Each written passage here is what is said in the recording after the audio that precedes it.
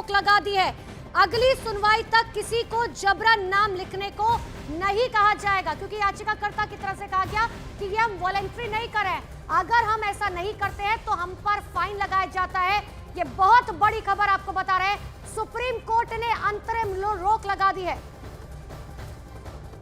तो सबसे बड़ी खबर इस वक्त की आपको बता रहे हैं, आप याद कीजिए, सबसे पहले जो है यूपी सरकार की तरफ से फैसला लिया गया था कि कांवड़ यात्रा में जो भी रूट पड़ते हैं और उनमें जो भी दुकानें पड़ती हैं, अब उनमें जो है ये बताना होगा कि दुकान का नाम क्या है, दुकान के मालिक का नाम क्या है, कौन संचालन कर रहा है। अगर कोई और शख्स बैठा है, मालिक कोई और है, दुकान पर कोई और बैठा है, तो उस शख्स का भी नाम लिखना होगा। शुरुआत इसकी मुजफ्फरनगर से और उसके बाद ये पूरी बात जो है वो यूपी से लेकर उत्तराखंड और बिहार तक भी इसकी मांग होने लगी। लेकिन अब सुप्रीम कोर्ट ने बहुत बड़ा फैसला दिया है। सुप्रीम कोर्ट ने अंतरिम रोक लगा दी है। साफ तौर पर कहा गया है कि अगले आदेश तक जो है किसी को भी जबरन नाम लिखने के लिए नहीं कहा जा सकता है।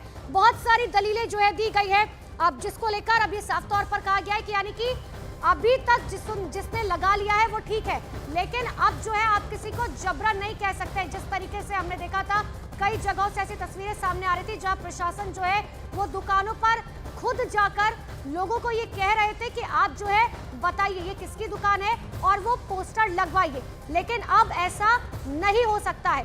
और सीधे सुप्रीम कोर्ट लिए चलते हैं, मेरे सहयोगी विक्रांत यादव मेरे साथ जुड़ चुके हैं। विक्रांत, सुप्रीम कोर्ट की तरफ से अंतरिम रोक लगा दी गई, लेकिन क्या बड़ी बातें सुप्रीम कोर्ट ने कही है? देखिए, सुप्रीम कोर्ट ने ये अभी, क्योंकि सुप्रीम कोर्ट में मामले की सुनवाई हुई थी, याचिकाकर्ताओं के वकीलों की तरफ से कहा गया कि एक तरह से समाज में विभाजन की ये नीति अपनाई जा रही है इस आदेश के जरिए, और खास तौर से अल्पसंख्यक समुदाय के लोगों को इससे काफ़ी परेशानी होगी। उनके लिए ये आर्थिक बॉयकॉट की तरह है, उनसे बॉयकॉट किया जाए, इस तरीके की बात वहाँ पर चल रही है। उनके लिए आर्थिक मौत की तरह से इस मामले को देखा जा सकता है। और ये भी कहा गया कि भारतीय लोकतंत्र में, संविधान में इस तरीके के आदेश की कोई जगह नहीं है और पुलिस इस तरीके के आदेश नहीं जारी कर सकती। कोर्ट ने इस मामले में कुछ देर सुनवाई की और उसके बाद कहा कि इस मामले में नोटिस वो जारी कर रहे हैं। तीनों सरकारों को नोटिस जारी किया है, उत्तर प्रदेश को भी, उत्तराखंड को भी और मध्य प्रदेश को भी। तीनों को जवाब देने को कहा है, शुक्रवार तक जवाब देने को कहा है और शुक्रवार को ही इस मामले की अगली सुनवाई होगी। हालांकि याचिकाकर्ताओं के अनुरोध को देखते हुए कोर्ट ने तब तक के लिए यह भी कहा कि हम ये उचित समझते हैं कि तब तक के लिए जो सरकार का आदेश था उस पर रोक लगाई जाती है और यह अंतरिम रोक तब तक जारी रहेगी जब तक अगली सुनवाई ना हो।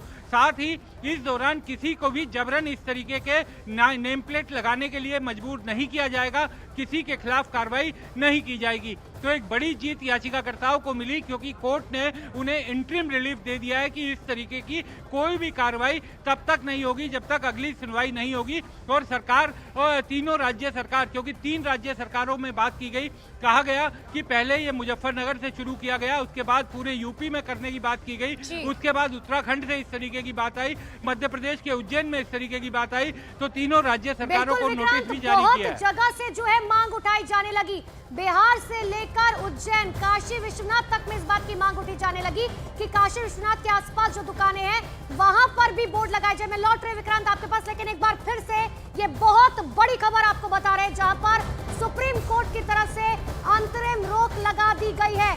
अगले आदेश तक तीनों सरकारों को कहा गया है कि आप शुक्रवार तक जवाब दीजिए कि आखिर ऐसा क्यों किया गया था। सरकारों को जो है जवाब देना होगा।